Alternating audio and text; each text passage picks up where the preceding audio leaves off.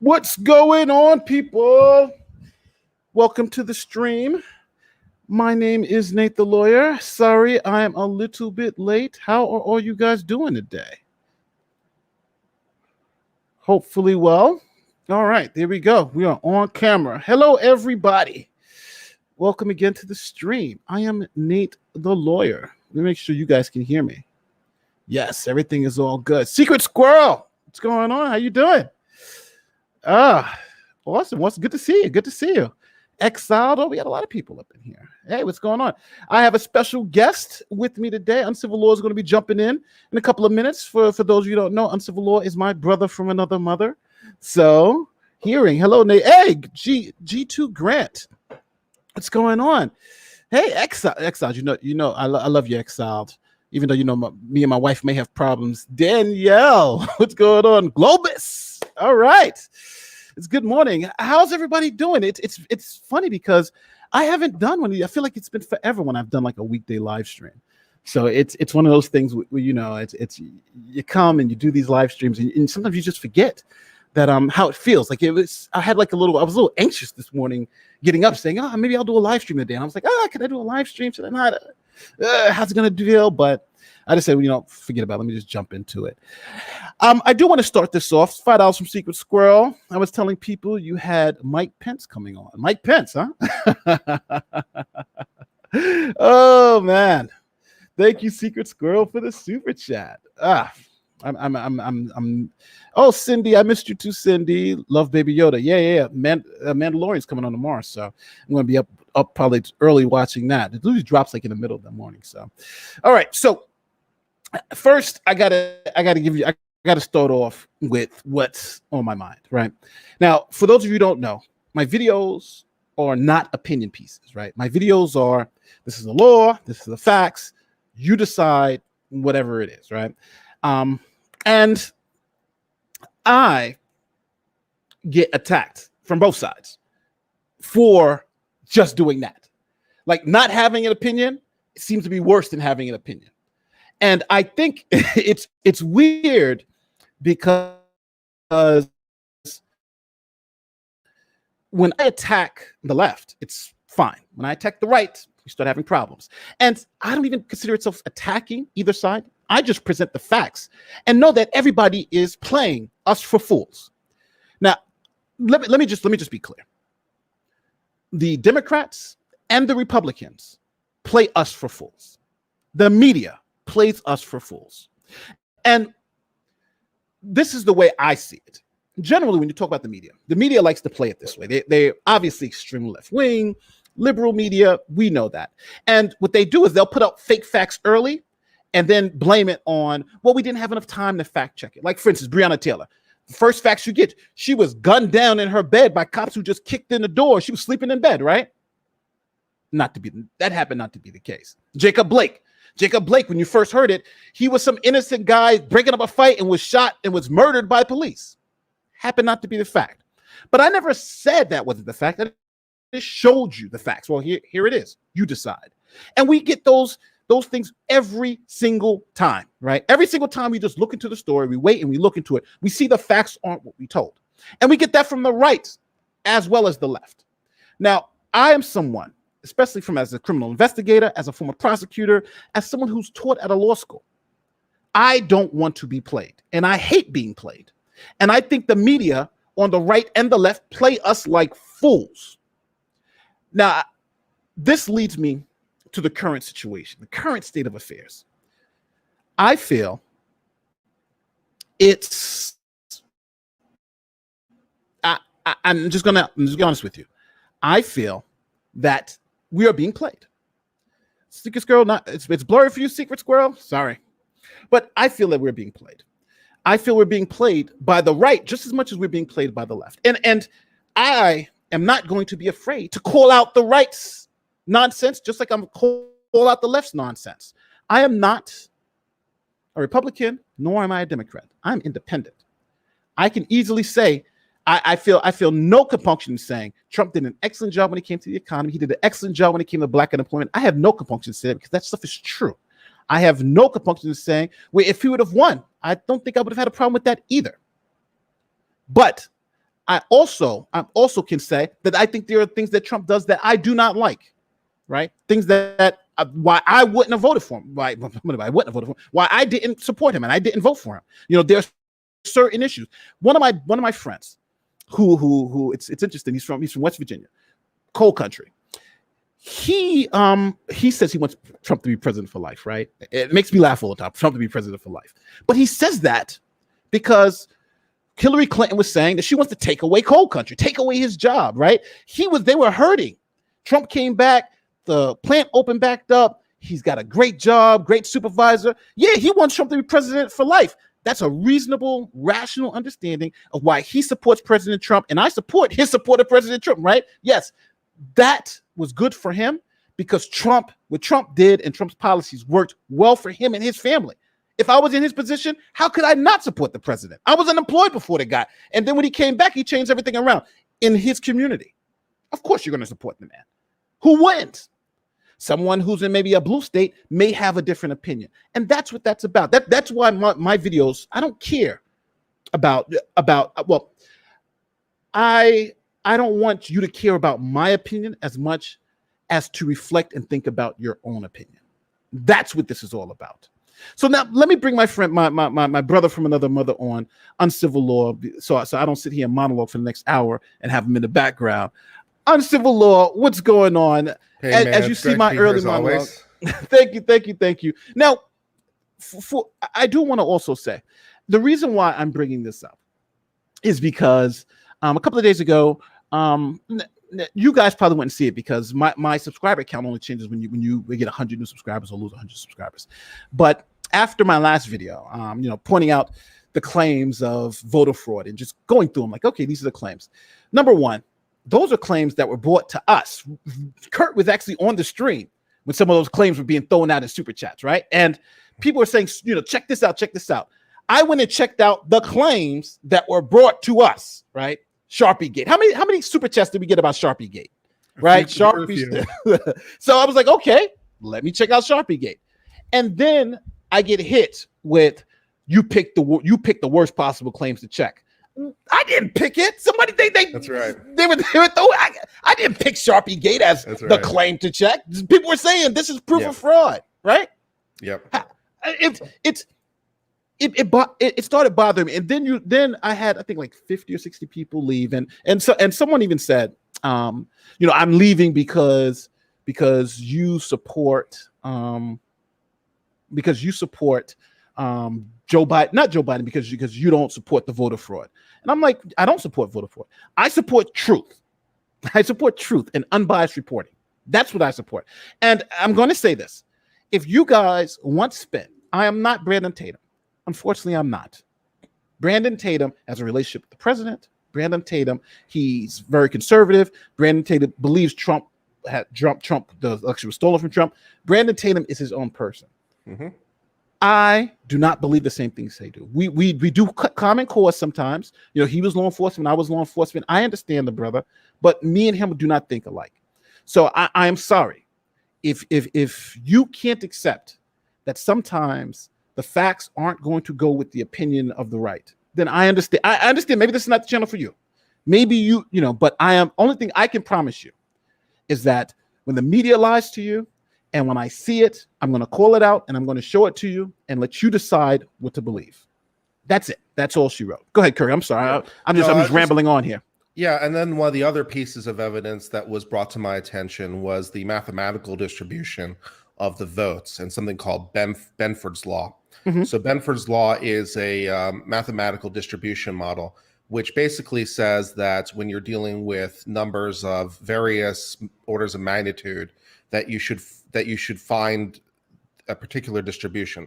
So the number 1 is much more common than the number 2. It's much more common than the number 3, and so forth and so on. And you can find this. Good examples of this would be like sizes of cities. So if you take all the cities of the world and you plot their population, then you would find that this law holds. There are far more cities where the population starts with the number 1 than the number 2, number 3, and so forth and so on.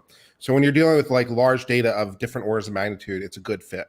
And someone said, okay, well, the numbers for Joe Biden don't fit this distribution law called Benford's law. It's like, oh, okay, that's interesting. And then there was a video produced by a channel called Stand Up Mass, an English guy, and he looked at the numbers from Chicago as an exemplar and showed why they don't fit Benford's law. And I found it to be particularly informative, particularly persuasive. I'm not to say that, you know, I couldn't find other information on the other side that wouldn't also be persuasive, but I found it to be a very satisfactory explanation of why the numbers don't fit this Benford law. And the reason it doesn't, incidentally, is because the way that the counties split up their precincts typically is the precincts are roughly equal size, give or take. And there can be some pretty large variances, you know, in one sense. As he pointed out, in Chicago, there was a precinct with like 70, and then there was a precinct with like 1,500. So those are kind of different numbers. But but he said like 92% of the precincts are 3-digit precincts. They're somewhere in the hundreds, you know, of that. And so you would, when you're doing that, then like the number is always 1. So like 92% of the precincts start with the number 1. So that's way outsized of the distribution. And the votes that come from there are way outsized of the distribution.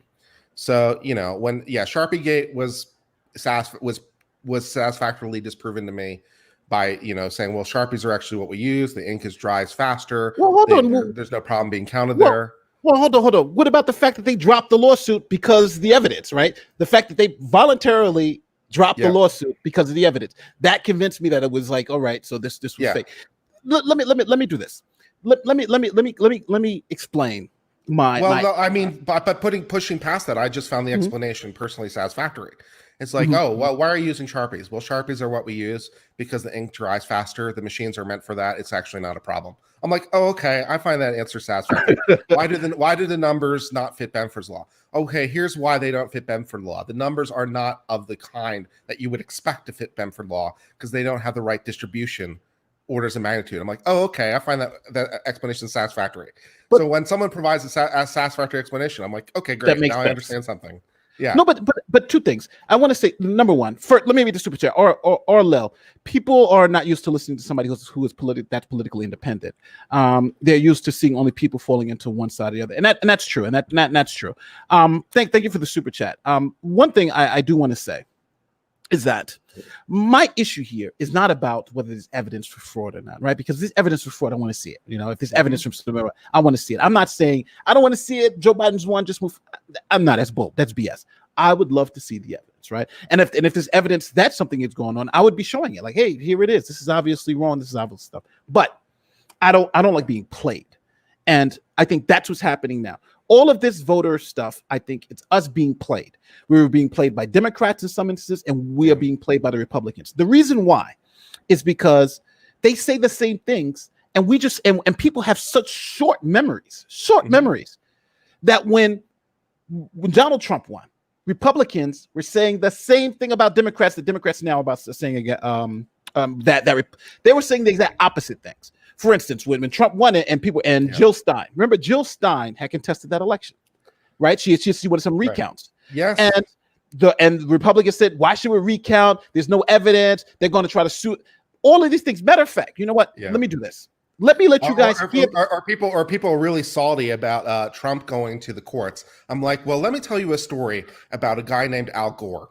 Well, hold on. Who filed many lawsuits regarding the election in Florida. No. Let me tell you a story about a guy named Al Gore. Let's look at some of the clips of Republicans when Republicans won the national election. We're gonna listen, and I'm gonna force you guys to listen because it is bull. This is all just garbage, political garbage to make you feel one way or feel the other way based on your political leanings. If you're a Democrat, Republicans stole the election when they win. If you're a Republicans stole it. It's the same. Oh no, yeah. You see the numbers too. Ben Shapiro was making this point on his channel yesterday with this exact thing, where it's like the numbers on people who have confidence in the election is very tainted with their perception of whether their side won.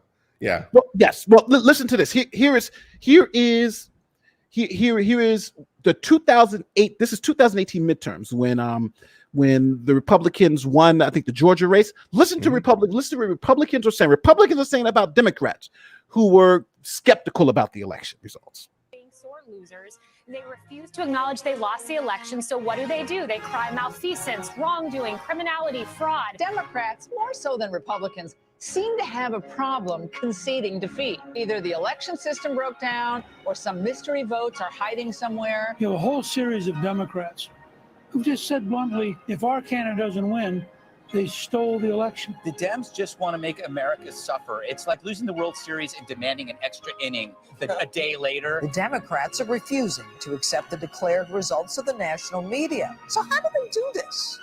Lo and behold, they find missing ballots. The radical left is attacking the sanctity of our votes, refusing to accept the midterm election results. So what if these were Republicans refusing to concede? Democrats may see how they'll be able in the future to steal elections through lawsuits that they can't win with the voters. Ramping up election conspiracy theories, accusing Republicans of outright stealing the election.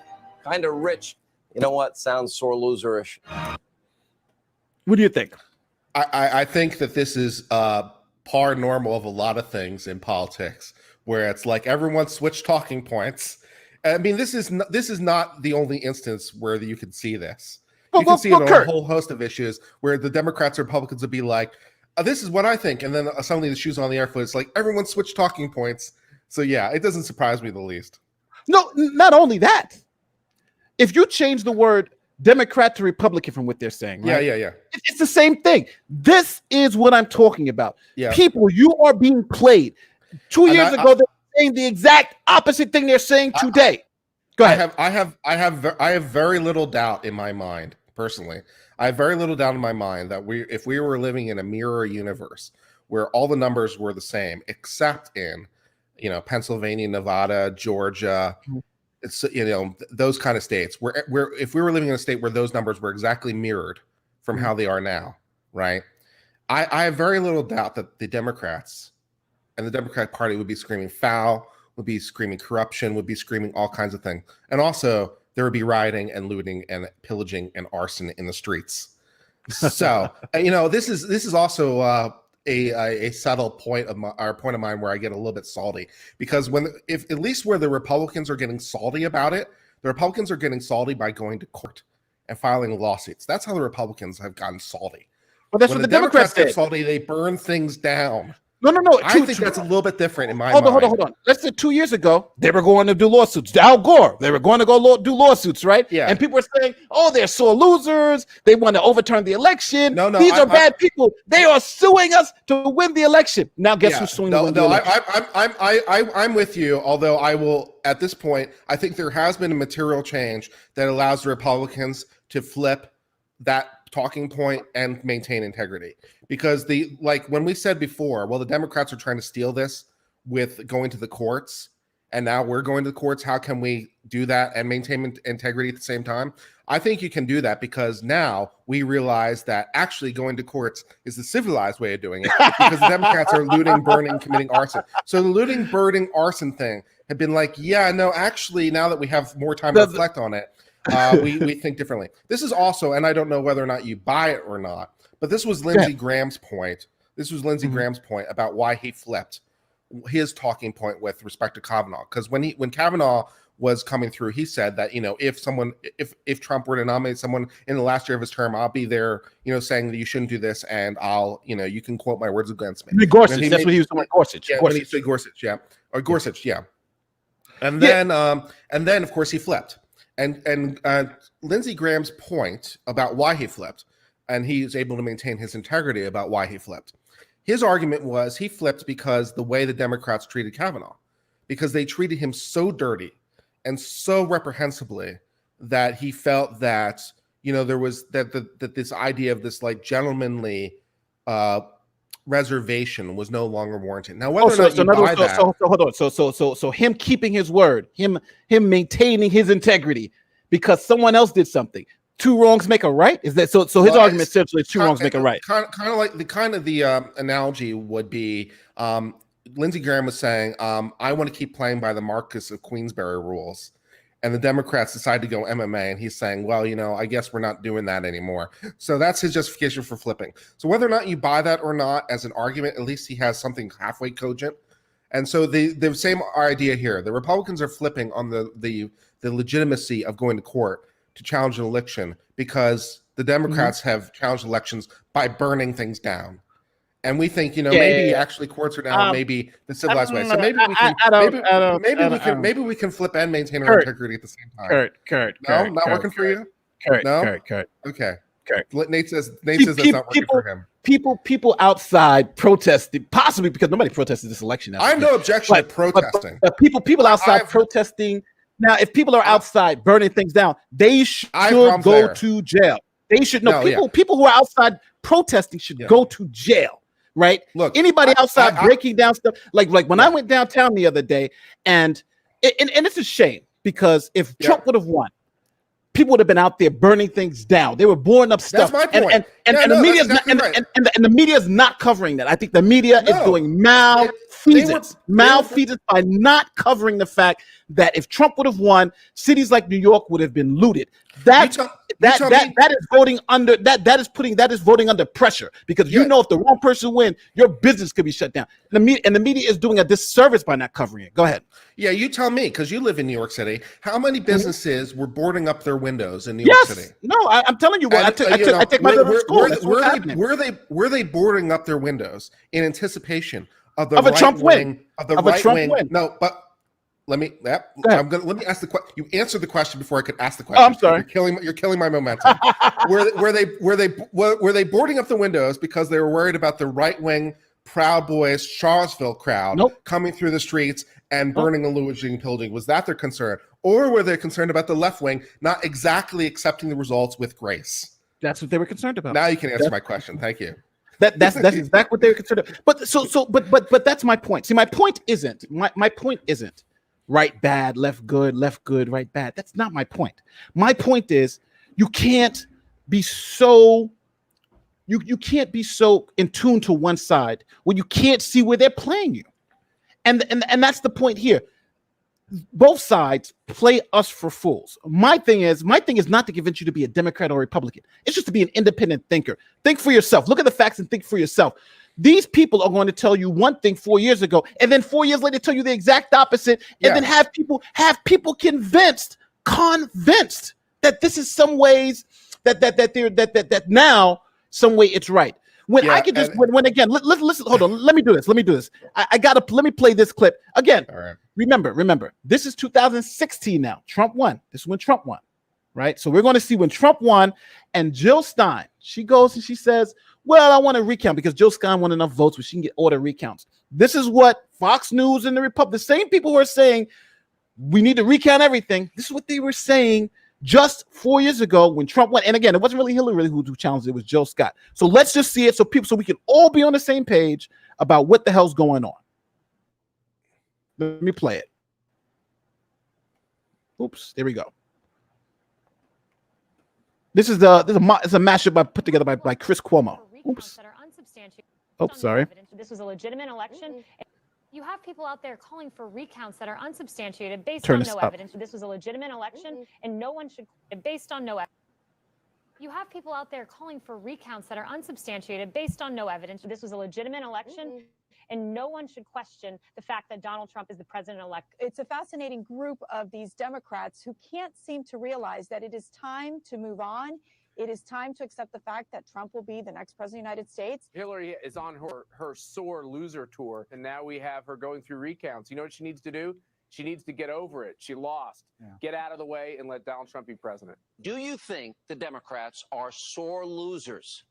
Yeah, I do. The reality is they're a bunch of spoiled crybabies. Newsflash for many of the partisan Democrats and those in the mainstream media who continue to try to delegitimize President-elect Trump's massive and historic win last month. The election's over. Hillary Clinton lost. You have to win 270 electoral votes to be elected president, and President-elect Trump actually got 306. This is all really just an effort to try to delegitimize the win. The left's going to lie. The left's going to besmirch. They're going to go crazy. They can't accept the election results, let alone the fact that he's actually going to solve problems. They have to decide whether they're going to interfere with him finishing his business, interfere with the peaceful transfer of power to President-elect Trump and Vice President-elect Pence, or if they're going to be a bunch of crybabies and sore losers about an election that they can't turn around. This is America. We live in a democracy. everybody, when they woke up in the morning, is registered to vote, could go choose. So how about respecting the majority that also live here, and their vote should count? I believe them. I believe them. I believe them. I believe Sean Hannity. I believe all those people who work for Donald Trump. I believe them. I don't know. Let me, Secret Squirrel. Trump claimed that there was fraud back in 2016 as well. At least he's consistent. That's true. He said because he lost the popular vote. When you lose, I was just trying to find out what the projected electoral college is at this point. I think it's 306 too. It's 306. Well, it's something like that. 306, 307. It's about the same. Yeah, it's about the same. My point is that this was set up. The way this is being set up, this voter fraud is the same thing that's been set up. It's every 2 years we hear about these same issues. Every 2 years, whoever wins, the other side says the other side stole the election. The other side's this. This happens every 2 years. To think that there's something more serious going on here than every other year, I think is nonsense. Now, I think right now, I think we need to move from. Oh, hold on. I have one more. One more. I gotta play. I gotta play one more because we went through 2016. We went through 2018. Here's just the last one. Again, the same thing. These are Republicans. I want to make sure we're clear. These are Republicans from Fox News, from Sean Hannity, from all these people saying the same. Again, we're gonna go back into it. They're going to be saying the same exact thing about how crybabies in 2016. It's so frustrating because I know people know they're being played. I just think at a time maybe people just don't care. But we're going to go through it. We're going to suffer through this together. And again, I understand if people aren't going to want to stay with my channel or going to want to leave because I'm showing the truth of this matter. That's fine. I understand. But the only thing I'm going to give you the facts. You deal with them the way you want. To rig a national election. They are handled at the local level. So what's going to happen is they're going to have a recount. And then let's just hope they accept that Donald Trump was elected. The big question is whether or not this is so widespread, and Brian, you used that word a moment ago, widespread, to overturn an entire election. Hillary Clinton's campaign said it is supporting recount efforts that are led by Green Party candidate Jill Stein.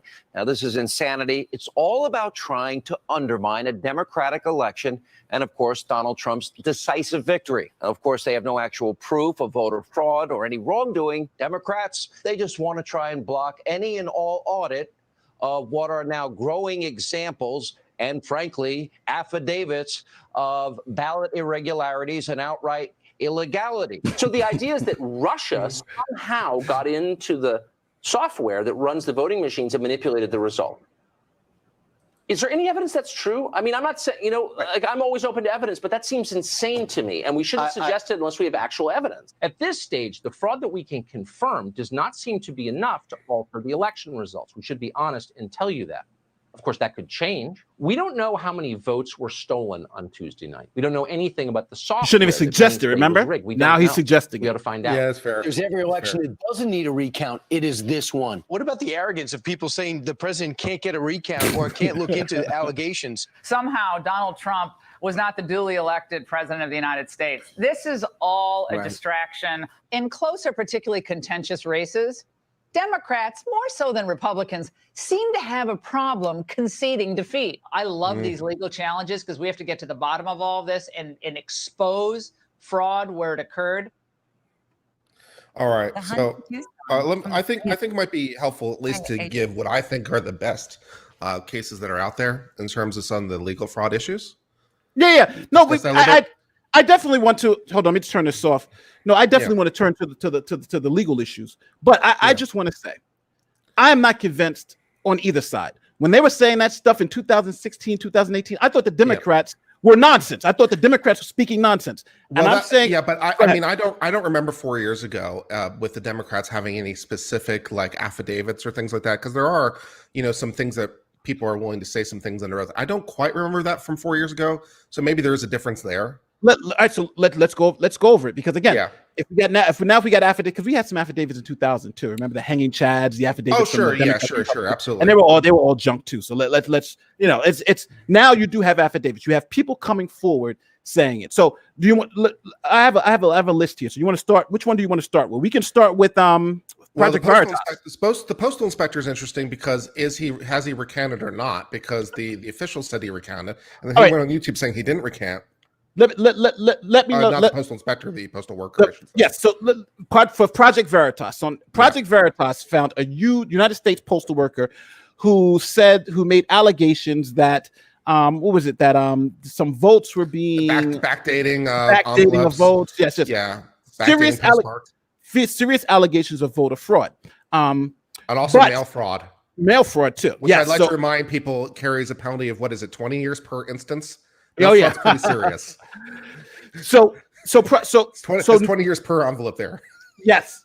So after he filed his affidavit and made his allegations, then obviously the postal inspector, because you got serious felonies now that he's saying that he's witnessed. He's now a witness to crimes. I believe they thought it was just a little civil thing, but now since you have multiple felonies, he then recanted his story. But this is what happened. Or did he? Dun dun dun. Well, it was on tape. He recanted it on tape, so they recorded the interview. He recorded the interview of Project Veritas. But this is what it said. So he said that his allegations as a postal worker were from assumptions that he made overhearing tablets of tidbits from staffers conversations in the mail facility. So again, he said these were assumptions and he only heard this from tidbits. So this is really the worst type of hearsay that you can get. But he also told investigators not only that his affidavit was written by Project Veritas and that he wasn't even entirely sure of what the group had included in it because he was so much shocked I wasn't playing. He said he was so much shock I wasn't paying that much attention. I wasn't paying that much attention to what they were telling me. So he says I was so much shock. No, he did sign the affidavit, right? Yeah, but this is what he says. He says, quote, so much shock I wasn't paying that much attention to what they were telling me. He wasn't paying attention to the affidavit he was signing under oath. That's what he said. And then first of all, I believe that. I actually believe that. And second of all, that's really sad. But maybe you should read the sworn statement that you're making under oath. Maybe that's a good idea. But yeah, I absolutely believe that there are people who do not read the affidavits put in front of them because people are idiots. But now, two things. Number one, lawyers generally always write affidavits, right? Of course, So that part of the story is just media hype. See, again, I'm telling you, the media said, the lawyers wrote it. When was the last time you heard of an affidavit that was actually written by the affidavit? Yes. That doesn't happen. That happening. But here you get it, right? Fake news, BS. They're trying to run a narrative. Of course, the lawyer's going to write it. But the piece that isn't bull BS is that he recanted. Now, you have a witness who says he's witnessed serious felonies. When the postal inspector comes and says, okay, let's name names and put some ass in seats. Well, it kind of wasn't. See, it really. And then when he went back to Project Veritas, well, I really didn't recant. So now I got to ask the chat, how much credibility does this witness have with you? You got to pick a side, man. I mean, I look. First of all, let's just deal with the hearsay issues. Okay, go ahead. Hearsay. All right, hearsay is an issue dealing with like court admissions and what is admissible in court. But hearsay is not an improper basis necessarily to stage an investigation. It all depends on what level of hearsay, though. Yeah, well, it depends. It depends on the credit. Depends on the reliability of the hearsay. But it's not inherently. It's not inherently like. I mean, as a police, as a police officer, if someone came to you and said, "Well, I heard Bob and Alice, and I overheard them talking about committing a robbery at the bank." Yeah. That's what I'm saying. You probably think to yourself, maybe I should go look into that a little bit. All right. So I want to. So just to answer that. All right. So hearsay is generally, you can, for instance, if in criminal law, hearsay is acceptable at the grand jury. The grand jury can you can even do double hearsay. So you can possibly. Possibly. So I heard Tim say that he heard Bob and Alice talk about it. Still might be enough. Maybe. But then you would need to speak to Tim. But here the person is saying they're making assumptions off of tidbits of information.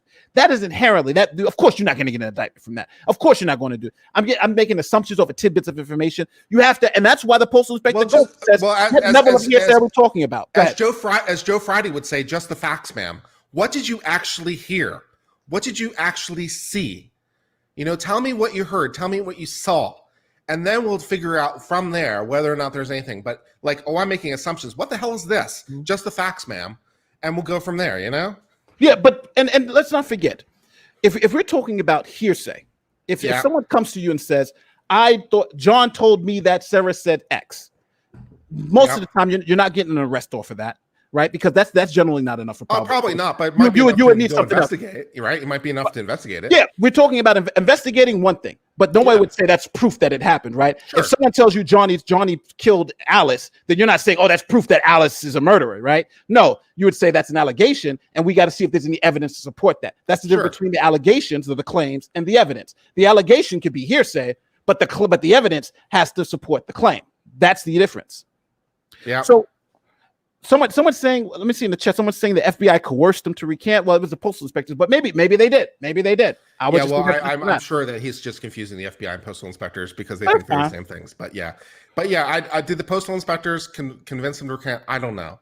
I don't know what the hell's going on. But just the facts. What did you actually hear? Let's just start with what did you actually hear? What did you actually see? What did you actually personally observe? Let's go with that. How about that? And just get that down. And at this point, to be honest with you, this person has no credibility unless he brings some type of documents to show or something to show that whatever he's going to say next is credible, right? Fool me once, shame on me. I can't be fooled again. George Bush. So his credibility is a bit suspect. I agree with that. It's a bit suspect. Oh, you that you would want that as your witness? No. Of I course. tend to understate things a little bit sometimes. Let's just be clear. If that was your witness, you try not to put him on the stand. I'm not really feeling super good about putting him on the stand right about now. I'm wondering what my ethics are on the proffering of perjured testimony. Right? Doesn't feel like it's going to be going that well. I have to have some kind of reasonable basis to believe in it. Yeah. So postal inspector guy is a little bit off. Next up would probably be Hold on, I got a list. I got a list. All right, fine. All right, so let's do your list. I have the list already prepared. So let's go through the list. All right. So the next case is Pennsylvania. Let's talk about the access of poll watchers to polls. Now, the facts literally the next thing I was about to bring up, but thank you for preempting me. I have it on preemption. So here are the facts. The facts are poll watchers from both Democrats and Republicans. Both Democrat and Republican poll watchers were watching the process, right? And they were 10 feet away at a minimum. Now, some places they were, I think, 25 feet away, but then some places they were 10 feet away based on, the way the room was situated. Right. The Trump team sued and said, well, hold on. COVID restrictions say we can be 6 feet apart. And they legitimately said, you can't see anything from 25 feet away. You can't see anything from 10 feet away. So that's why they were like, we have to have binoculars we're going to see. At least let us get 6 feet behind so we can actually see. They went to a state court, and the state court said, no, 10 feet is good enough. We'll give you 10 feet.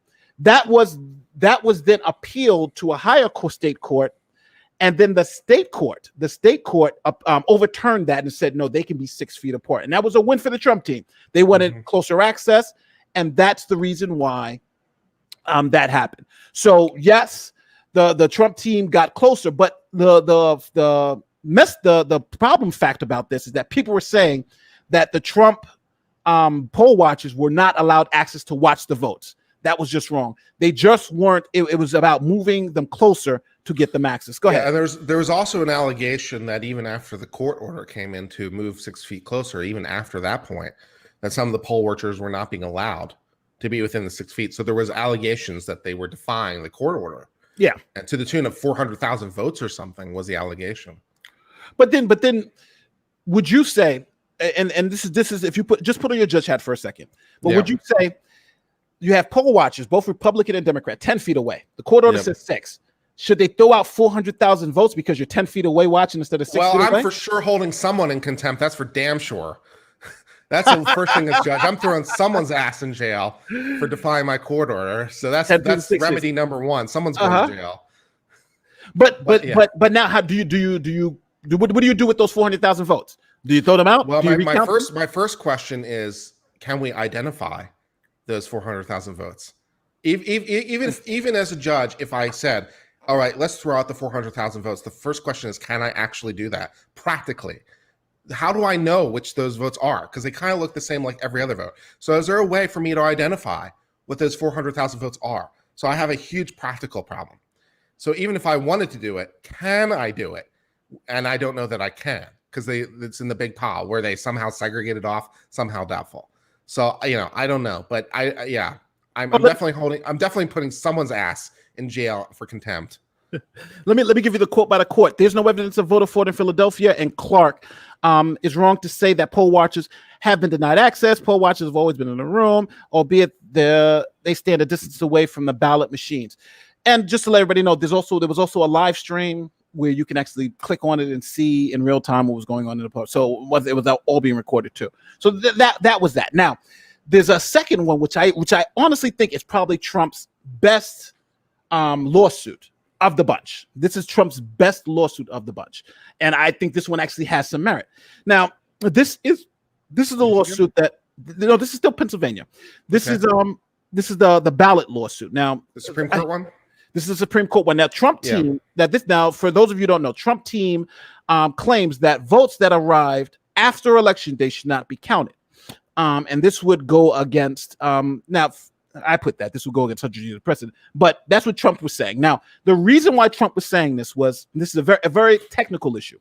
Mm-hmm. Trump's team was saying that the legislature passed a law saying, you can only count and vote that come in till November 3rd, right? That was then someone sued, and then the state Supreme Court said, well, okay, what we'll do because of COVID, we'll extend that to 3 days after. So any votes that are postmarked by November 3rd but come in after that, we will allow to be counted. Now, that was exactly 10,000 votes that came in after that period. So it wouldn't even actually be enough to change the election. Are you sure it's only that few? I think it was only 10,000 at the last time I checked, but I'll check again. It could be more, but from last I checked, it was only 10,000 that came in. It may be more. So votes that came in after November 3rd, they were saying, Trump team says, which I do think they have a very meritorious argument, said that those votes shouldn't be counted. So they went up to the Supreme Court for an emergency injunction. The Supreme Court said, well, hold on. In a 4-4 split, 4 of the justices said it was a state law issue. The state Supreme Court is interpreting state law. There's nothing we can do, right? It's a separation of powers issue. State, and for those of you who don't know, state law, the state Supreme Courts are the last arbiter of state law. So the Supreme Court can't overturn a state court's interpretation of state law unless it somehow violates federal law. So that's the way it works. So that's what the 4 justices said. 4 other justices said, well, there is a constitutional issue here. And the constitutional issue is that the Constitution says the legislature is going to make the rules for voting. And here the court seems to have extended those rules from the legislature. So can the court then supersede the legislature, or is the court speaking for the legislature in law? Go ahead. I'm sorry. No, I think you're exactly right, and I think it's a fascinating legal issue because it comes down to a whole bunch of really deep philosophy on what courts do and their interpretation. So if we'll keep it simple. Let's assume that the Pennsylvania law says the ballots must be in by election day in order to be counted. And then the state Supreme Court says, well, actually, what they meant is, we can extend that out for a couple days, even though the plain text seems to say something else. But they've interpreted it must be received by election day to, well, within 3 days of election day is close enough. Now, that seems, on the one hand, to be completely erroneous. It seems to be like a clear error, because how can you interpret the phrase must be received by election day to be must be received within 3 days of election day? How can you possibly do that? So it seems like clear error. There's a couple problems there. The problem is the Pennsylvania Supreme Court is the final arbiter of Pennsylvania's law. So if they say, well, when it says must be received by election day, what they meant was election day plus 3, they're the one interpreting the state law. So even though it's clearly error, there's nowhere left to appeal to. Well, hold on. But that's one issue. And then the issue is, can the federal government reverse that? On that first issue, I just want to clarify just one point. Sure. The point, the argument was the court was saying received by election day is postmarked. So received and postmarked are the same thing. So Sure. even though it's not physically received by election day, the Yeah. postmark is like being received. So their interpretation wasn't the third means the sixth. It was kind of like well, being postmarked by election day is Sure. equivalent to being received on election day. Go ahead. I'm sorry. Yeah. No, I was trying to simplify the issue to make it more extreme to highlight the tension. But your point is more nuanced, and we come back to the more nuanced point. Sure. But Go ahead. I was trying to make it more extreme to highlight the problem. So then the issue is, okay, can the U.S. Supreme Court say, because the Constitution says the legislature determines the rules, that the Pennsylvania Supreme Court interpreting the legislature went too far and overruled that, which deals with problems on federalism and separation of powers and separate sovereignty of the states versus federal government. So it's a really interesting technical issue. Now, to go back to the less extreme version, now that I've highlighted the tension, the less extreme version is the Pennsylvania Supreme Court says postmarked is the same thing as being received by. And actually, that's not that insane of an interpretation, because if we're going back to old school contract law, this would be the mailbox rule. This is the mailbox rule. Okay. So if we're going back to old school contract law, you have provided an offer. You say that I'm willing to sell you this for this price, and I want to accept your offer by mailing you my acceptance. This is old school. And the question is, when does that acceptance become effective? When is the contract completed? Because there's offer, right? There's offer, and we need the acceptance. And once we have both, we have a contract. So the question is, you've provided the offer, I'm mailing my acceptance. When is that acceptance valid? And the old school rule was the mailbox rule. The moment it is put into the mailbox, it becomes effective. The moment it's put into the mailbox, we have a binding contract. So if I put it in the mailbox and then you call me up and be like, if offer's canceled, it's like, no, you can't do that. And incidentally, neither can I, because the acceptances are in the mail. There's a binding contract, the mailbox rule. The date is the date it was put into the mailbox. Yes. So the Pennsylvania Supreme Court saying, well, it has to be received by election day, and saying, well, a postmark is kind of the same as being received, going to this idea of the mailbox rule. It's effective as of the date it was put in the mail. That's the date it was received. It's not like the most insane interpretation I've ever heard of in my life. So the less extreme version of the fact pattern makes the Pennsylvania interpretation more reasonable. The reason I provide the more extreme version of the fact pattern was to highlight the tension of the federal issues that I was trying to highlight. But thank you for bringing it back to reality and bringing back another legal argument about why the Pennsylvania Supreme Court actually made the right legal decision. It's a fascinating legal conundrum, though. It is. I want to see how the court handles it, because don't forget, you have now, I think this just challenges you on your textualism. Textualism is you read the words on the page and say the words have meanings. So Kurt now is a extreme textualist over here. But so that's Gorsuch's argument, right? It says legislature in the document. But I think the counter to that is when the legislature makes laws, who interprets those laws, and the interpretation of those laws is the Supreme Court of the state. So that's the tension here, and it'll be interesting to see how they play it out. I don't think you, and this is maybe a blow against my hardcore textualism. Hardcore textualism would say, well, it says the legislature can determine the rules. That means the legislature acting independently, which would mean, if you interpret it literally, that would mean that the legislature can just by concurrent resolution change state law, which seems like a very weird conclusion. So even though I was hardcore team textualist, up until 5 seconds ago, my loyalties are again being questioned, because I can't possibly interpret it that literally, because legislatures have really never been able to act except through presentment and approval or veto override. So the idea that the founders meant by concurrent resolution acting alone, it's like, no, they can't possibly have meant that. So I might have to defect from pure hardcore textualism land and go back to some kind of originalism land. My loyalties are being challenged on a daily basis over here. But so everyone knows where the case is happening now. What's going on with the case now is that it's right now, it's kind of in abeyance. Justice Alito put an order in so they can segregate those votes that came in after election day. And the case may be moot, may not be heard. And the reason why it may be moot is because if the votes aren't enough to overturn the election, then it would be an advisory opinion.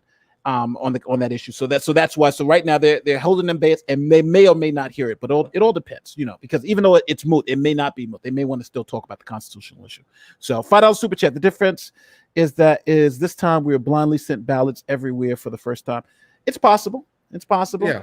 I mean, there's as I pointed out on my own channel, dealing with voter fraud exposed, dealing with mailbox. The Supreme Court has already spoken to the fact that mail-in ballots are more susceptible to fraud than other kinds of ballots, and there's legitimate concerns. And also, our European brethren have outlawed or gotten rid of mail-in ballots specifically because of the issue of fraud and the issue of authenticity. So it's not like the idea that mail-in voting. Go watch my video from like 2 days ago where I deal with the Texas issue with Texas was removing mailbox or removing drop-off locations. I just cite the court cases. Like, here's who thinks that there's a voting fraud problem with mail-in votes. The Fifth Circuit speaking en banc, the U.S. Supreme Court. Here's another case from a federal court of appeals, all saying, well, mail-in voting and absentee voting is particularly susceptible to fraud, particularly the elderly. You're right. These are real issues dealing with mail-in voting, not in-person fraud, but mail-in voting being particularly susceptible to fraud. So who's talking about this? The U.S. Supreme Court's talking about this. It's been talked about. It's an issue. But let's not forget though too. Mail-in voting is not something new. It's new. It's new at the extent of how many of us are. But Florida has mail-in voting for 20 years or something. Like Oregon, all their elections are only done by mail-in voting. Sure. So mail-in voting. Most states have some form of mail-in voting or even absentee voting. So like for instance, there was we'll talk about the case in Arizona, but like there's absentee voting, which is different than mail-in voting. So even though it's like, I understand it's more susceptible to fraud, but being more susceptible to fraud doesn't mean there is fraud. And number two, it's not like this. It's not like we haven't been using mail-in voting before. And also, if we can go to the Michigan case where some of these issues are being highlighted, some of the allegations in Michigan are that the election board or elections officials were trying to cure ballots. They were trying to, the ballots were coming in invalidly, and they were trying to fix them. The address was put in wrong or was invalid. They were writing them in. There was no birth date listed. They were putting in, 1900 as the birth date for people, that they were trying to cure ballots themselves, which is not something they're supposed to do. So there is this idea that some of these ballots came in improperly or illegally and then tried to improperly cure them. And I see that I've lost Nate somewhere, so I will talk for a little while Nate comes back. So I think the Michigan lawsuits are particularly interesting, dealing with some of these issues because there's like 8 different affidavits from people, and you can question the affidavits because some of it's hearsay, some of it's speculation, so they're not like they're slam dunks or anything. But there are some allegations that people saw these ballots come in without the security envelopes, and where are these ballots coming from? That the election officials were trying to cure ballots by putting in information, putting in addresses, putting in birth dates, and so forth and so on. So I don't know whether or not any of that's going anywhere, but there's some suggestion from at least like 8 different people or something says there might be some problems here, and maybe those are all legitimate. I don't know. No, there's something there that might be worthy of checking out. No, I see. I do agree. To 150 million votes, there's going to be fraud. I believe this election there probably was somebody did some type of fraud. But the two questions is it enough? There was probably fraud the last election. There was probably fraud the election before that, right? Yeah. It's just number one, it's systemic in a way where it's going to change the outcome of the election. And understand this, we're talking about changing the outcome of the election in Georgia, in Michigan, in Pennsylvania, in Arizona, and in Nevada, right? So we're talking about across the country in multiple different states. That's what we're talking about. We're talking about that type of systemic fraud. And the issues are different in every place. So I just don't think I've seen no evidence that even on the local, like Fox News was saying, even locally, I didn't see those. I haven't seen anything. But even generally, I haven't seen anything like that. So I don't know. I'm trying to see. I do understand when your candidate loses, they've prepared you. They've prepared you to say, if I lose, it's because of fraud. And I understand that, but I do. But then on the back end, you can't be upset when people say, "Okay, well, show me the clear evidence of fraud, and I'll support you." That's where we're kind of at now. Yeah, and I think this is ultimately right. I think it's a little bit unclear to me whether or not any sort of these things that we're talking about with these backdating issues or these observer issues or improper carrying of ballots and so forth and so on, whether or not it's really materially different in scale from what's happened in prior elections. Because, you know, I'd be willing to bet if I had to put down a bet that these kinds of things have probably happened 4 years ago, probably happened 8 years ago. And if I had to bet, I think they're probably on a similar scale. Now, I could be wrong. But it doesn't strike me as something that, you know, when you're talking about, you know, 50 different states and you're talking about, I don't even know how many different counties there are in the United States, 4,000, 5,000 different counties, and how many different voting precincts on top of that. Maybe there's 20,000 different voting precincts. I don't know. When you're talking about maybe 20,000, 25,000 voting precincts in the United States, the idea that these kinds of things are happening doesn't strike me as absurd. No. So that's number one. That doesn't seem like inherently more. The number two is, I think you're right that even if it did happen, it's probably not enough to overturn the election. You know, you're talking about trying to overturn 30,000 votes or more in some of these places. Are you going to really be able to really prove, you know, that in that kind of scale? Probably not. And then the ultimate problem at the end of the page is, even if you could prove it, even if you could go to court of law and document that 30,000, 40,000, 50,000 votes were invalid, 400,000 votes were invalid, whatever, even if you could prove it, what kind of remedy can you possibly institute as a court? You have some real problems here in terms of the calendar. You have a certification safe harbor deadline by federal law of December the 8th. That's a month minus 4 days from now. That's 26 days from now. So in 26 days, you have to do whatever it is you're going to do. So it's like, even if you could prove it, what are you going to do as a court? You're going to try to figure out which ballots to invalidate. How do you know which ballots to invalidate?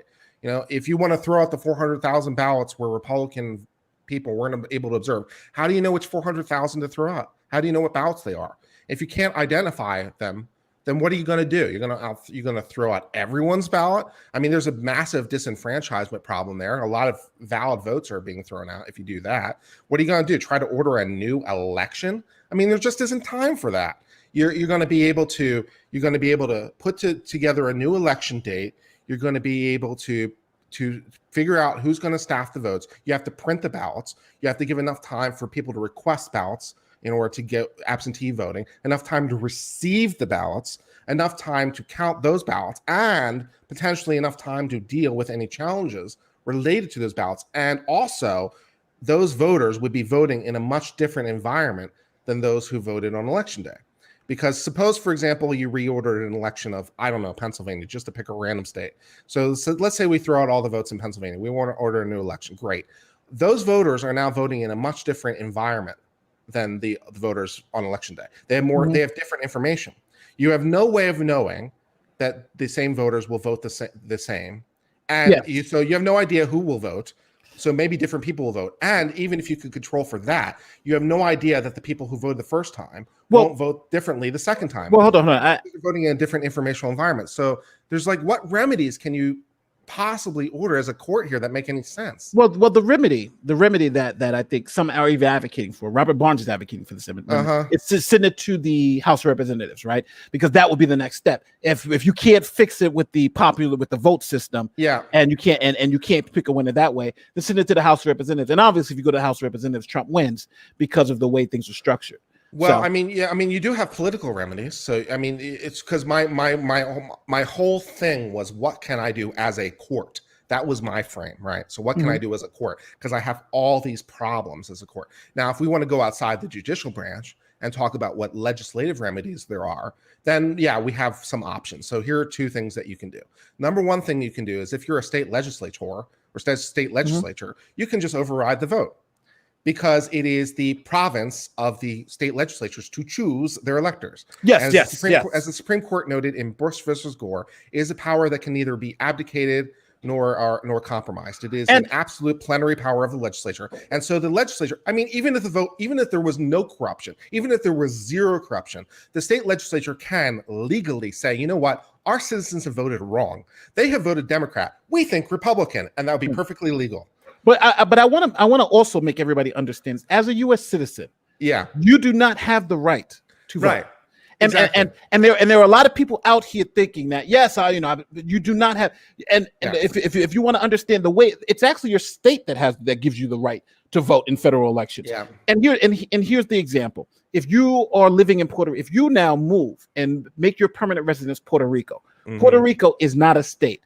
So correct. So you would lose your vote in federal elections. You couldn't vote for president, you couldn't vote for senator, you couldn't lose it because you now don't live in a state. But the weird part about it is that let's say if you were in New York and moved to Puerto Rico, you would lose your vote. But if you were in New York and moved to Paris, right, you would then be able to vote absentee because you are a citizen of the last state that you reside in, which would be New York. So correct. The best thing to do if you lived in Puerto Rico, you should move to New York, then move to Paris because you'd be able to keep your vote.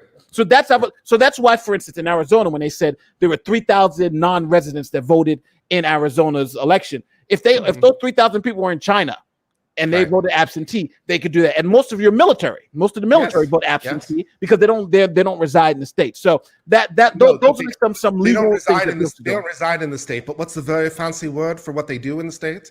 Do you remember the very fancy word? They are domiciled. Oh, domiciled in the state. Domiciled. Yes. Be very fancy about it. Anyways, go ahead. No, I was just saying. Going back to legislative remedies, so you have a remedy. You have a remedy in the state legislature that they can override the electoral college and they can cast whatever votes the hell they want. So that's remedy number one. Remedy number two is turning to the House of Representatives and also, incidentally, the Senate.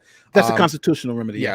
So on January the 6th, the House and Senate meet in a joint session for the purposes of counting the electoral votes, and the House and Senate can decide mutually. They have to each have a vote. So first of all, a member of the House and a member of the Senate have to issue a written objection to a particular state. So let's say they want to challenge Pennsylvania. I don't know. So you have to find any member of the House and any member of the Senate who are willing to say, I challenge the results on Pennsylvania. Then the House and Senate split off and they are allowed 2 hours of debate max, which is the shortest debate in the history of time. They're allowed 2 hours debate max by law. And then they have to have a vote. And if the House votes, and incidentally, when the House votes in this context, they're voting by state, not by representative. So in this context, because we're in bizarro world, there are not 435 votes in the House. There are 50 votes in the House because we have to make things more complicated. And each state gets one vote. That's right. So each state gets one vote. So if the House, by the state representatives of the members of the House, if they vote with 26 votes, and the Senate votes with a majority to throw out the ballots of any particular state, they can do that. So they could throw out the ballots of, say, Pennsylvania and throw them out. And if they can throw out enough states to get under 270, then there would be no majority. And then the House would pick from the top three candidates at that point. So, and there's going to be at least one elector somewhere who's going to vote for someone other than Biden or Trump, because they can pick anybody. So it will be then at that point it would be a race between Biden, Trump, and whoever random elector voted for, maybe Colin Powell for some reason, whatever. And then it would be and then in the Senate it's a race between the top two, which you would assume would be Harris and Pence, and they each independently pick someone and you go from there. But these are some pretty extreme remedies, but it's possible. Hold on. This has happened before. Yes, they have happened before. Look up the person who was on the 20 on the bill, Andrew Jackson. Yeah, when he lost his election, the head Henry Clay. This is the exact same thing that happened with them. They had to go. They did the whole thing. House representative picked the president. It was a backroom deal. It was hard. Look into it. It's a fascinating story. If you guys are really interested in American history, Andrew Jackson. This is not when he won president. This was the actual he was running against Van Buren. Shows you how my history brain. But he's running against Van Buren. Van Buren, there was a backroom deal, and the House of Representatives voted Van Buren in, and it was crazy. So look that up. It was fair. It was unbelievable. And somebody actually even put it, "Live free or die." You see. I'm the well, it all depends.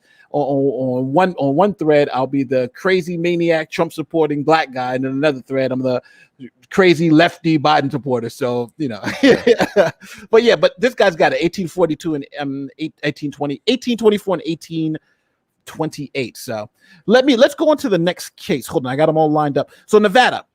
Nevada's signature. So the Trump team was saying in Nevada that the signature software was highly suspect. Now, from what I'm understanding, there was supposed to be like a 60% match rate, where if someone who had a mail-in ballot, when you're sending it in, if that mail-in ballot was the signature was 60%, then they would accept it. But I think they lowered it to like 40%, then they lowered it even lower than that. So the Trump team was this is part of like an equal protection claim too, which I think was interesting, is that people who are going in to vote, when they sign, they're somebody's looking at it like, oh, the signatures doesn't match. Where if they did it, kind of on a mail-in ballot and sent it in, then the standard was a little bit less, right? It was like, 40%, they mailed it in, okay, it's good. So the Trump team was challenging that. But the Nevada Supreme Court, they dismissed it because they wanted to stop the mail-in, and they said that the use of the software, that they were able to continue to use the software. The state Supreme Court also said the Trump campaign has not demonstrated sufficient likelihood of success on the merits to stay the vote counting or even issue an injunction, and that there was no evidence to support and standing for them to even appeal. So that was going on with the signature issue. But I think the signature issue hasn't really gone away. But from what I'm hearing, it's really not enough votes to really change everything around. So what do you think about that one? Yeah, no, I think that's right. I mean, again, I think that you can. The idea that there's no frauds or no defects is just absurd. Of course, there are. There have to be. You're talking about 150 million people voting. The idea that there's zero fraud is just absurd on its face. That's ridiculous. Yeah, it's ridiculous. And so the New York Times, I loved Viva's video. Yes, that was good yesterday. I loved his video dealing with the New York Times and dealing with the language and how much they play with the language. It was great because like no corruption whatsoever, and then everything is couched in this language. It was like, well, there's no mass corruption. There's not this thing, not this thing. It's a great video about language. Yes, it's like those are not exactly the same thing. trying to misrepresent them. But yeah, the idea that there was some fraud and some problems and some defects is not completely absurd. The idea that it is enough to change the result of election is a bit more absurd because, again, you're talking about tens of thousands of votes. And it just seems a bit unlikely that you're going to be able to prove anything like that scale. And then, of course, assuming that you could prove that scale, then the next question, as I pointed out before, becomes out what remedy? Because okay, we want to throw out these 30,000 ballots or these 400,000 ballots. It's like, great. Which ballots are those again? How do you know which ballots those are? You have no idea. And so then, like, what are you supposed to do? Again, trying to order new elections, it changes the whole thing. And also because some of this is constitutionally set, we do have a drop dead date of January the 20th. Yeah, absolutely. Drop dead somebody. Date. Someone is getting sworn on January the 20th at noon. I don't know who that is. If we can't figure it out, then I guess it's Nancy Pelosi over here becomes the new president of the United States. So if this is all some massive plan by Nancy Pelosi to become the next president of the United States, then I guess that would be a horror show. Be good. Yeah, why are you trying to don't scare me now? You're trying to scare me to death now. Nancy Pelosi. Hey, I would think my God. The great representative from the city of San Francisco will rule us all. Listen, don't scare the fans. You scare the liberal fans by saying shit like that. Look, come on, relax. Nancy Pelosi is not. He's going crazy. He's going crazy. I'm just reciting the Presidential Succession Act. Man. I don't think I wouldn't vote for Nancy Pelosi to be best dog catcher. So it just come on, you're scaring me up here. 45th president confirmed. Well, 46. Nancy Pelosi. 46. That's right. I'm sorry. Scare me up. All right. So also Nevada. Now, Nevada, the other lawsuit that was dismissed, but we should just mention it, was Sharpiegate. Sharpiegate was actually mentioned in Michigan and Arizona, but they happen to use the same voting machines. And as we went over it earlier, Sharpiegate was, I think, pretty much debunked. What do you think? I think so. I agree. Yeah, so we can move on from Sharpiegate. All right, so now. And again, I want to make sure also with Sharpiegate, because people have been making a big issue about having affidavits. We got affidavits from all these people. These cases had affidavits from people swearing on a penalty of perjury. My vote wasn't counted because I used a Sharpie.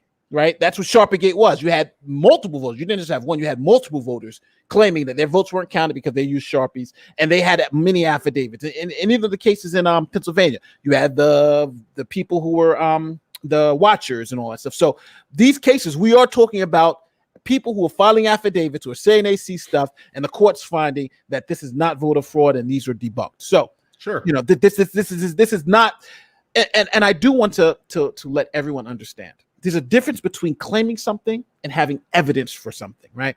I can claim uncivil law has committed mass murder, right? That's a claim.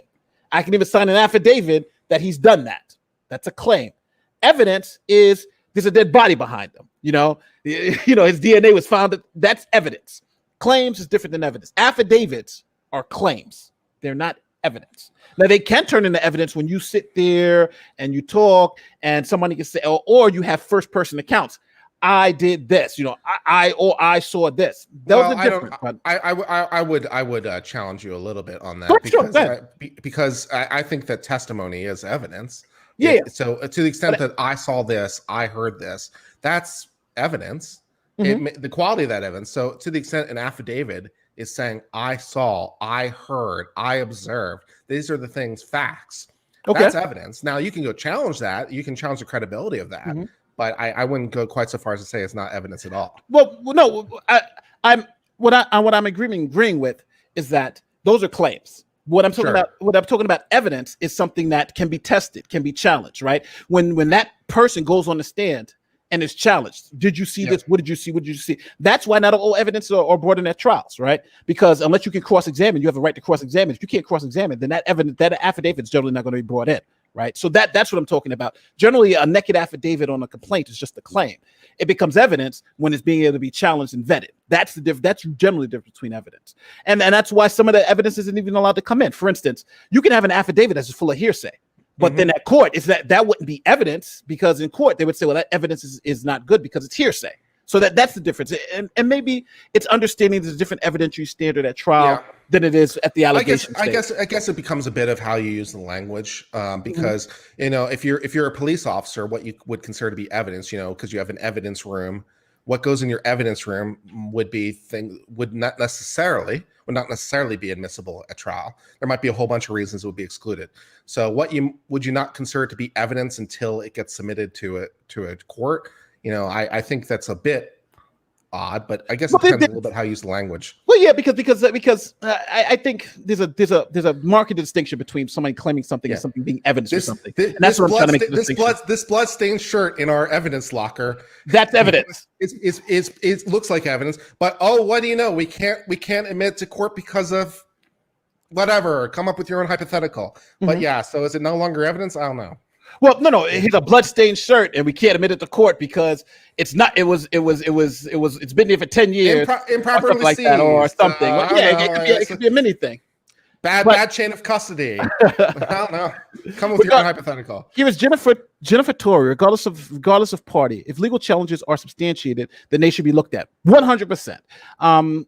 People can whine, but a validation of the vote is needed unless the Supreme Court does not take the case. Yes, agree. See, this is very reasonable, and that's exactly what we're saying. I'm not saying there's no evidence. I'm not saying there's no evidence of fraud. Yeah, I'm not. But I'm saying there's been none presented to me that will change my mind to believe that this is that these things have been happening. That's what I think it is. I think it is a fundamentally good thing on some level that people are observing a legal process, because hopefully that provides more confidence in the vote at the end.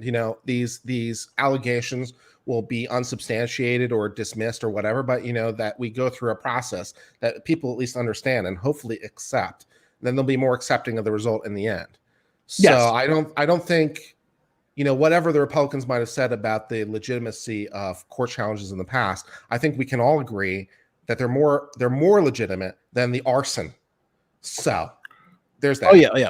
But 2020 Jameson, that chain of evidence. I think you mean chain of custody with the ballots. I think there maybe some chain of custody issues, which I think there might be chain of custody issues, because someone said that, for example, they saw these unsealed ballots coming in off a truck or something. But 100,000 votes coming in off a truck unsealed. It's like, well, that might be a chain of custody problem. I don't know. But how those ballots came to be. The only issue is that, okay, I agree. If somebody sees something nefarious, it should be looked into, no doubt about it. But then I also got to say is that how many of these are we going to look at? Find that it's all that know that what the person either saw is not good with the person. And again, every lawsuit that most of the lawsuits have been dismissed, right? Except for one. The one with the poll watchers was the one granted, but all the other ones have been dismissed because the person who said they saw something probably didn't see. Thanks for $5, Mark.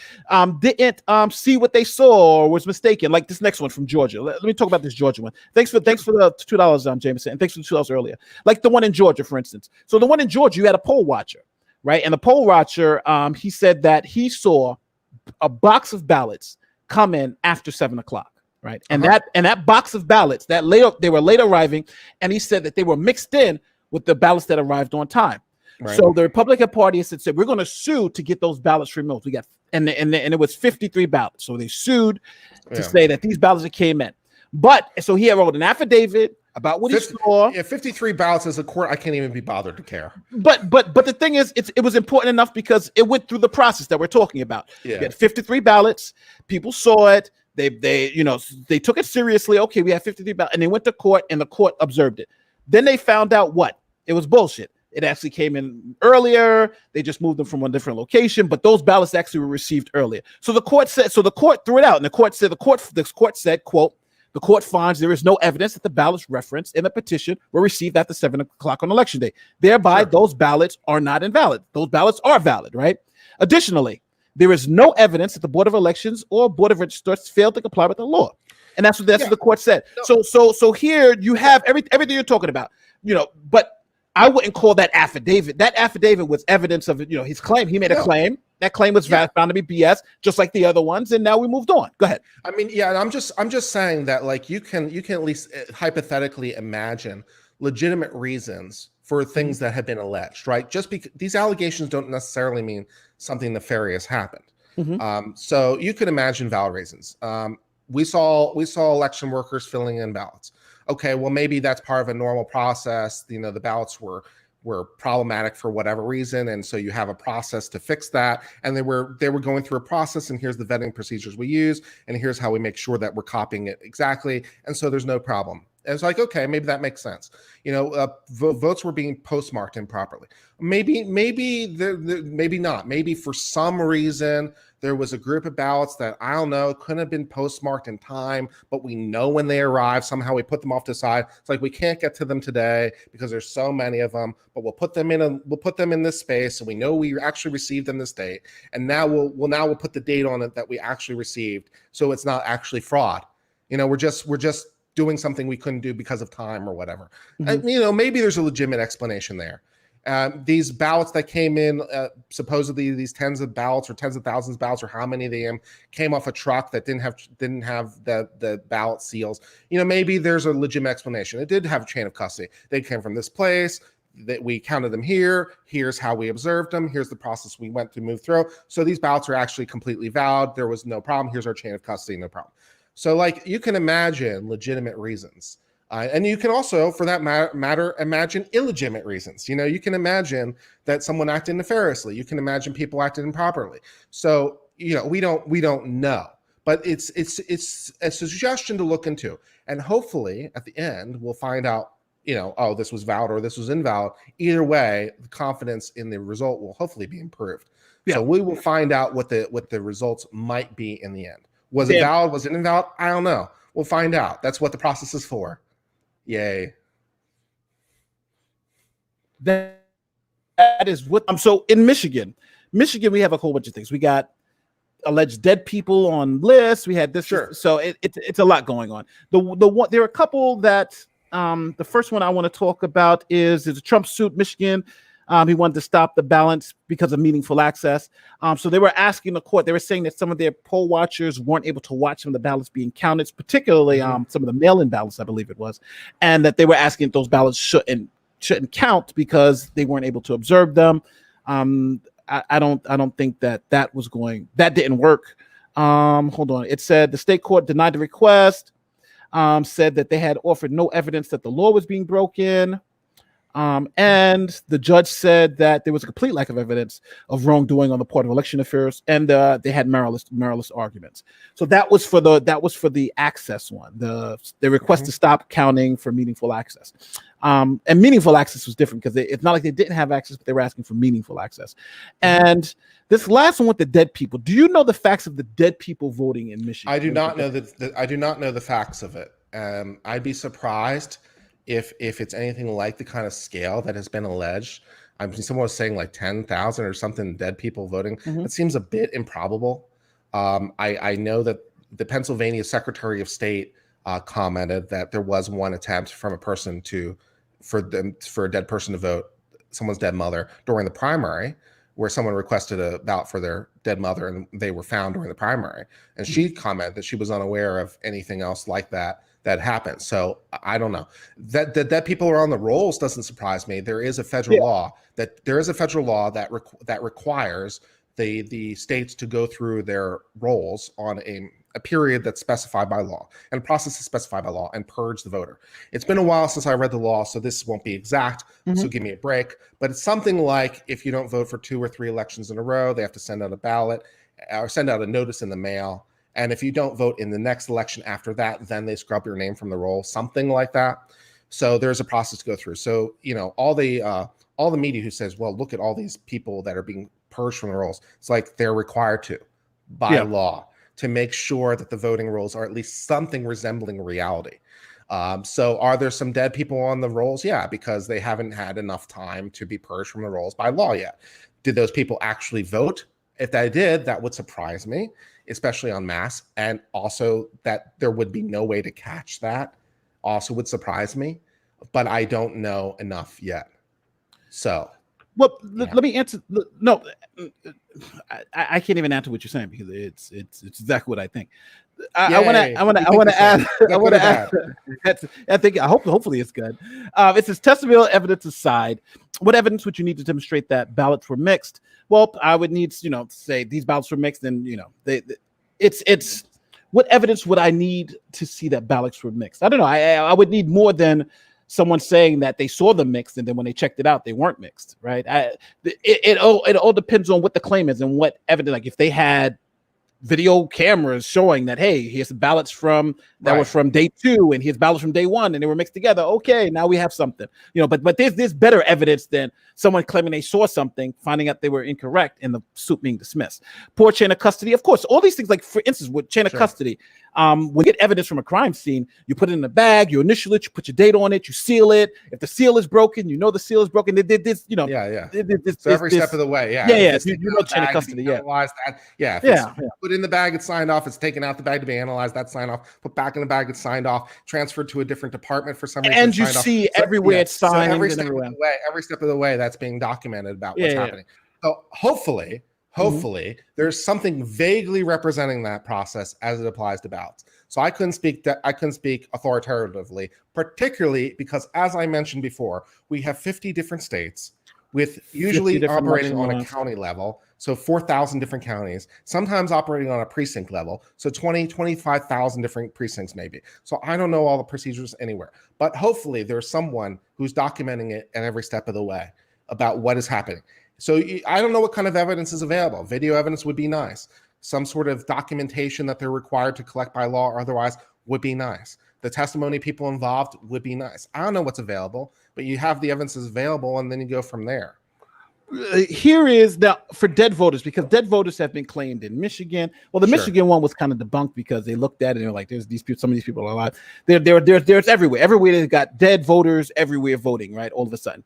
So here is the Republican. I believe they're the county executive. Let me see. They are the city commissioner on CNN, and he's just going to tell you cold what's going on with the dead ballots and how they checked it. Now, again, this is a Republican. Now, obviously, if the Republican saying something that Republicans don't like, he's a rhino, he's really not a Republican, so forth. If he was a Democrat saying things that Democrats didn't like, he's not really a Democrat. So let's just call it what it is. So here he is explaining what's been going on. They said we're dead voters who voted in Philadelphia. So when we took a break, let me go back a little bit. That had it was a lot of lies and to consume in this election. one thing I can't comprehend is how hungry people are to consume lies and to consume information that is not true. Also of note there, we saw Schmidt commenting on one of the most popular conspiracy. Not a single dead voters who voted in Philadelphia. That had it was a long list of people that they said were dead voters who voted in Philadelphia. So when we took a break between everything else that we're doing, we looked it up, each one of them, to see what their vote history was. Not a single one of them voted in Philadelphia after they died. It's one of these things that kind of bounces around out there, that echoes around, that people say from one to another. They heard something, or they heard from someone who saw something that they think might have been X, Y, or Z. And it's really impossible to keep up with those. Also, thank you, Philly D. So this is what I'm talking about. They looked at the list and that none of these people voted. So that's why people say it's evidence. When someone says something on Twitter or says, hey, there's a list of thousands of people who voted dead, and this list is on Facebook, or see this person's list on their YouTube channel, I don't believe them. I'm sorry. I just don't believe the list until the people who are in charge, the professional investigators, like this county commissioner, they look at the list and they say, guess what? We got 10,000 dead people who voted. Do you think this Republican guy is going to give up his career and give up his livelihood because 10,000 dead people voted? Come on, think about it. To quote the great Lionel Hutz, hearsay and conjecture are kinds of evidence. It's like, but yeah, we actually went and looked and be like, no, there's just no validity to this. So what people, some of this stuff is like, well, I heard a rumor. I'm like, okay, great. And then these explanations that have come out have so far been satisfactory to me. It's like, okay, maybe there's a problem there. And then someone says, here's what happened. I'm like, okay, great. I'm like, we looked into it and no problem. Maybe there's perfectly good explanations for what the postal observer saw or witnessed, assuming that he saw or witnessed anything. Maybe there's good reason for what the affidavit said. Yeah, I don't know, but it's like he saw that he didn't see that he saw. I don't mind people asking the question. Be like, okay, here's what happened. I'm like, okay, great. I'm good. I think that's where the left is getting it wrong. The left is not allowing the questions to be asked. Yeah. But the right is making it seem like just asking the questions is enough. That's the problem. And Insidious Vid says absentee ballots cast by Michigan and Pennsylvania residents who die before election day are not counted. Okay. But voter rolls can sometimes lag behind, and that makes sense. That's interesting because I think some states go the other way on that issue in terms of whether people who die after they cast their ballots, whether or not they're valid or not. I think some states actually go the other way and say that if you cast a vote before election day but you die, then your vote is still valid. So it might be true in Michigan or Pennsylvania that they're not voting, and some states it might be true that they are voting because their votes are valid. So I think some states split on that, and I think either decision is valid. Because again, the Constitution gives to the legislatures, whatever that might mean, gives to the legislatures the authority to decide, time, place, manner, and how to choose the election. So if they say that that person who voted, their vote is valid, then okay. So maybe there are some dead voters who voted, and maybe that's legal. But what about voted in a proper way before they died? Okay. What about it brings me to you've heard of the principle of the dead man's hand? Sure. In law. Yeah, that's what this would be, right? A little bit. The dead, because if the person voted, let's say a week before election day, and died, now you have the dead man's hand. For those of you who don't know what the dead man's hand is, it's a legal principle where the law is for the living. So it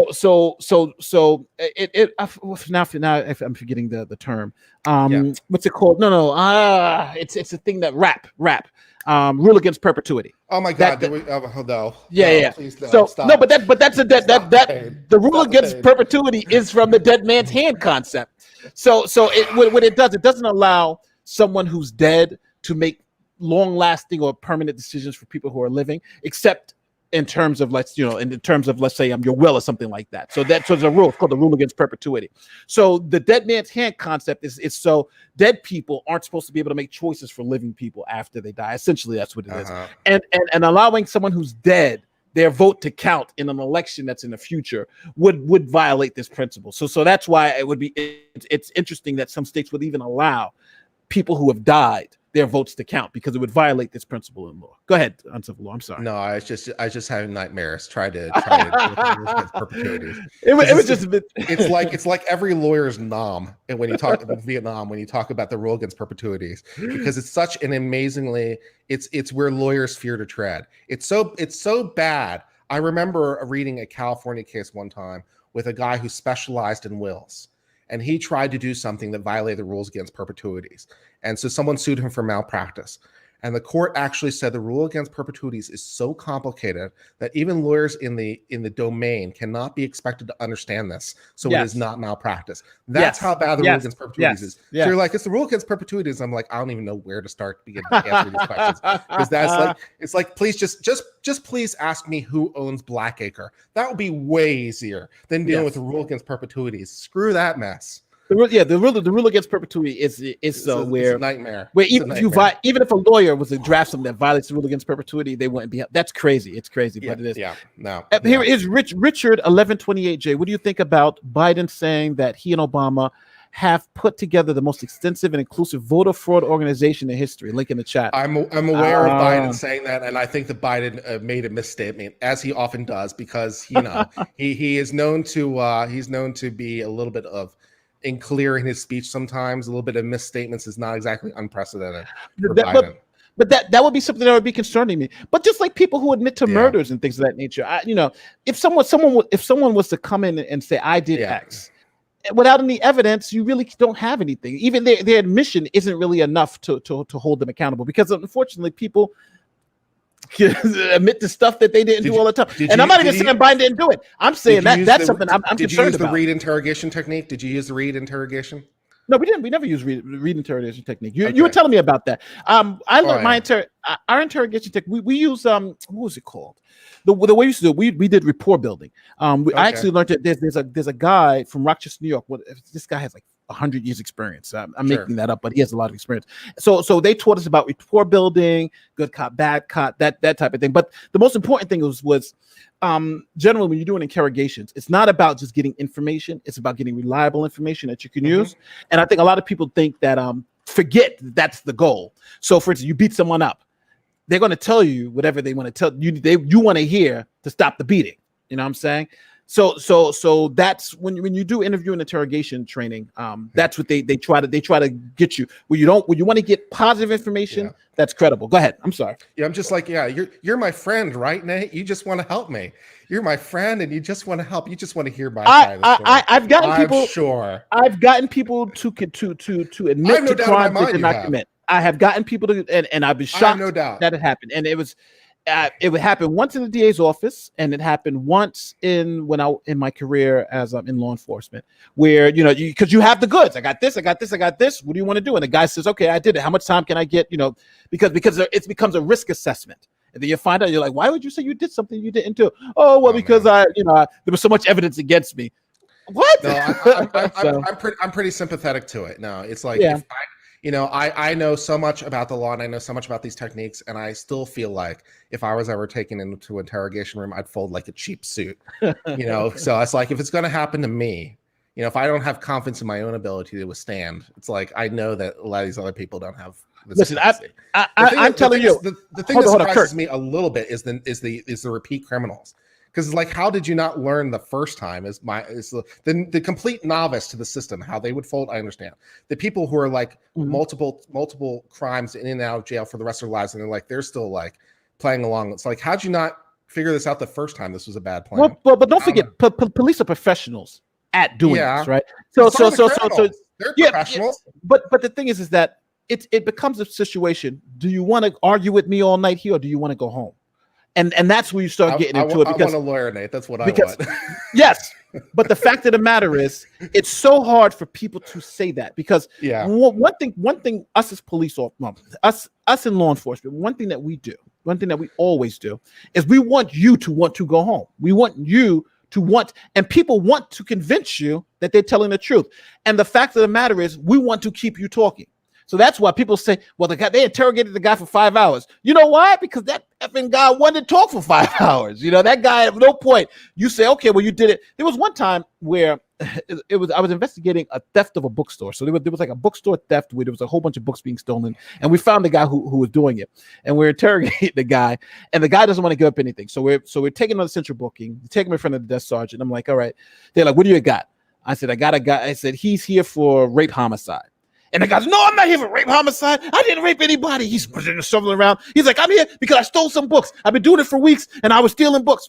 He's giving us a full confession because I just said he was, we're bringing him for rape homicide. That's the tricks that we do. I like it. That's I like that. It's kind of dirty, but I kind of like it. Of course it's dirty. Of course it's dirty. But it's the truth. That's what you do. And when he went and he did his little time or whatever, but it was simple. It wasn't anything extravagant. It was something that, hey, I want to make sure these people know that I'm just steal books. I don't rape people and murder people. Great. Made my job a lot easier. Well, stealing books is good. It assists with the learning, right? So there's something there. At least we're just trying to help people learn things. Yes. All right. Before we get out of here, I want to say this because I think this is important. What happens when someone lawyers up? How long can you make them wait? I'm going to say this to everybody. Every state is different. Every locality is different. Now, I don't care who you are, what you do. If you are being interviewed by police, if it's serious enough, where either you are not free to leave.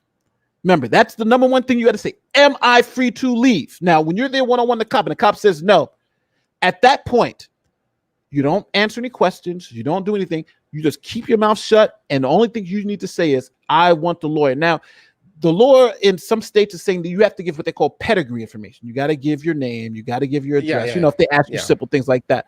But anything about the crime, I'm telling you, I would advise everyone not to say, because every time people have talked, they always talk themselves into more trouble. I saw a guy talk himself into 10 years in prison.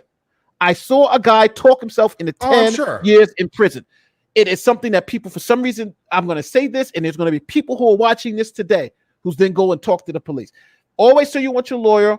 Always say, and they're going to want to talk to you. They're going to say, well, we can't give you our stuff until you give us your stuff. If you bring a lawyer, it's going to get all complicated. Listen, I'm telling everyone who's watching this, that is BS. So even after I say the magic words, I want a lawyer, you're still going to try to talk to me? Yes, we are still going to talk to you. That is just the way it is. We are so if I say I want a lawyer and then you talk to me and then I confess, that's going to be a real generally that's thrown out, right? Generally, when you say you want a lawyer, but not in all states. Not in all states. In some states they do. Some states they allow you to use that. Some states they don't. I think in New York they don't. But again, you don't want to get into an argument where next thing you know, you got a signed confession. You're saying, I told the police I wanted a lawyer, but then they're going to say you waived that because you kept talking, right? Oh, you wanted a lawyer. The police said, then you said, no, I don't want a lawyer. You know what the police say? Well, you sure you don't want a lawyer? Yeah. Now you've waived it, right? Okay. So, well, if they do that, there might be some issues there. Don't get into any problems. If the police are stopping you and asking you questions about crimes, obviously there's a fine tune to this. But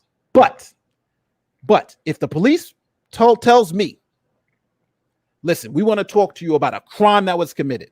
If it's concerning me, or if I'm under arrest, or if I'm in any type of possible custody, right? My first question, am I free to leave?